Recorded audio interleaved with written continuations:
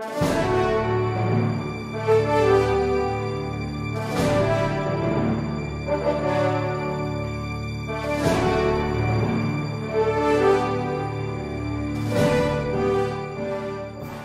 you found in this unit was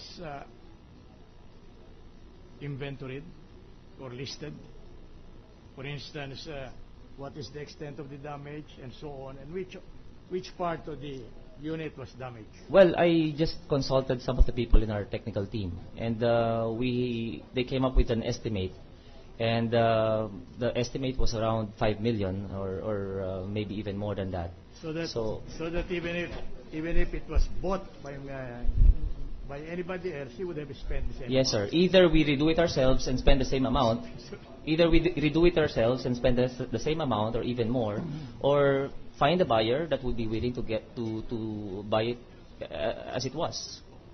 Now, in the matter of fixing the... Just a minute. May I request the distinguished gentleman from Ilocos Norte to allow the cross-examination to push through first, so that before he can ask the question that he wants to. Yes, Mr. President. Thank you. Now, with the kind permission of the Honorable Court, I am showing to you Exhibit AAA, which is also marked as Exhibit 25 for the prosecution. Quadruple A, which is also for the plaintiff, which is also marked as Exhibit 25 for the defense. Will you kindly go over this, Mr. Witness, and tell us whether you're familiar with that document? Mr. President, if I may. Mr. President, the point of order, if I may. Who is raising a point of order? I'm Senator Marcos, sir. Yeah, what is your point of order? The point of order, sir, is that precisely that I am perplexed as to why we are listening to this testimony. I have hesitated to rise in these proceedings because I am a non-lawyer, and there are many aspects to this that are strictly legal. But however, as far as I understand, we are examining or talking about Article 2, which has to do with non-disclosure of the SALN and non-inclusion of certain aspects of in the SALN.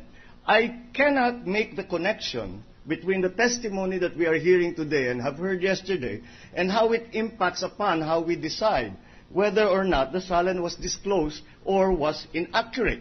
And so I would like perhaps to get some guidance, some enlightenment, how we are supposed to treat this testimony when we are deciding which way to vote for Article 2. Now, on a related question by Senator Pimentel yesterday, when Attorney Perez was asked the similar question to what I'm asking now, he mentioned that it is not only Article 2, but also Article 3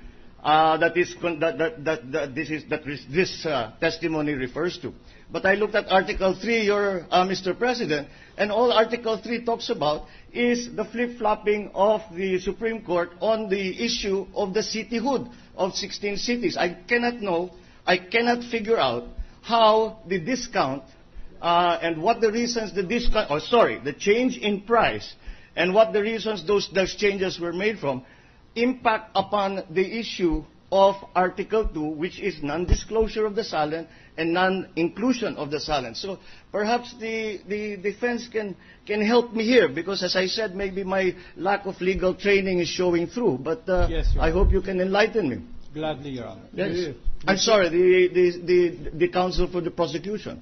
The presiding officer would like to clarify. He allowed, out of liberality, the witness to answer because the counsel for the prosecution said he wanted to show that the actual price of the unit was not disclosed in the SALN of the Chief Justice. But the witness also clarified that there was no discount, special discount, if I could recollect this answer, the answer of the witness given to the Chief Justice because he was the Chief Justice of the Supreme Court. So I allowed the question to be answered. That is the reason why we went into this thing. But evidently, I see your point, and you have a good point. That kind of a question will go into paragraph 2.4, which is improper, because then you are now saying that this is the price is understated. And this witness contradicts this question, because he said that was the real price, what was stated in this end. Thank you, Mr. President. Precisely my point, that it was the chair had already ruled that the evidence on the paragraph 2.4 of Article 2 would not be admissible. And therefore, I do not understand how I will now, as a senator judge, I will now take this testimony that is being heard, that we have heard yesterday and today, and what is the impact of this upon the disclosure or non-disclosure of the SALN, or the inaccuracy or accuracy of the SALN. Your Honor. It goes directly to my duties as a senator judge in deciding how to vote when the time comes for Article 2. May I just make the connection, Your Honor? I think, Your Honor, that it is not the private prosecution that should be given the privilege and the right to argue the case for the proof, but the head of the panel, Your Honor. This is well. Let the members of the Congress forming the panel of prosecutors answer the question of the senator from Ilocos Norte. Well, if Your Honor, please. The prosecution was permitted. Who is Prosecutor Barsaga, Your Honor. Let me finish first with the gentleman from Cavite. Yes, Your Honor. So that proceed. The prosecution was permitted by this honorable court in order to present evidence with regard to the non-disclosure of the properties under the SALN of the respondent. In this particular case, we are dealing with a property purchased from Bellagio. According to our witness, there was a discount, there was a reduction in price of 10 million pesos.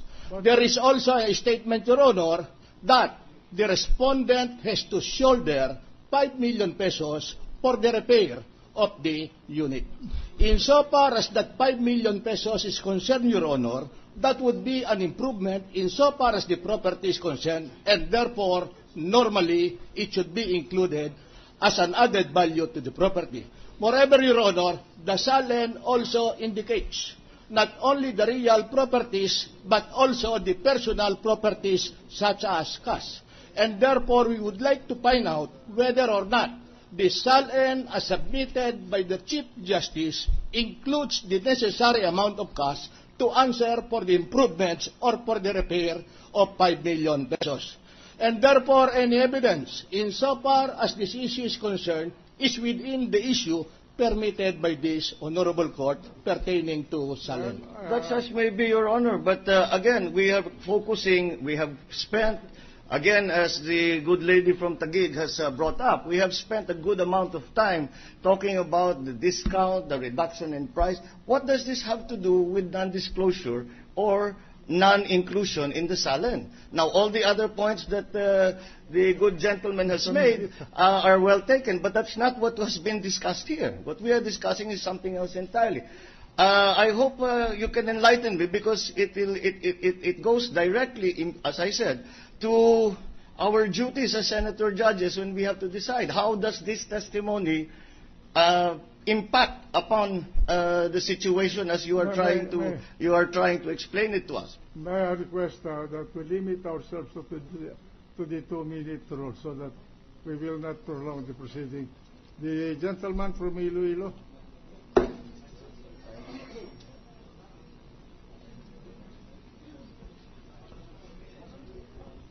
Thank you, Mr. President.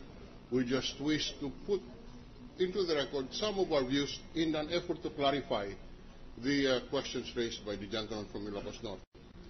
Mr. President, Article 2 of the impeachment complaint pertains to the respondent's failure to disclose to the public his salary as required under Section